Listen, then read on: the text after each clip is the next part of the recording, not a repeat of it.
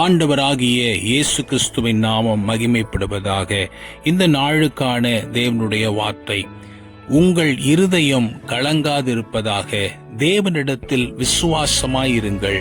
யோவான் 14:1. இந்த வார்த்தையிலிருந்து நாம் ஒரு காரியத்தை அறிந்து கொள்ள முடிகிறது.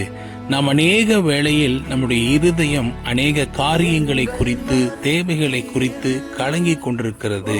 நீங்கள் தேவனிடத்தில் விசுவாசமாய் இருக்கும்போது நீங்கள் கலங்க வேண்டிய அவசியமே இல்லை. நாம் ஒருவேளை அநேக வேளையில நமக்கு அந்த கலக்கங்கள் வந்தாலும் தேவனிடத்தில் நாம் விசுவாசத்தை வைப்போமானால் நம்முடைய கலக்கத்தை ஆண்டவர் மாற்றி போட வல்லமையுள்ளவராய் இருக்கிறார்.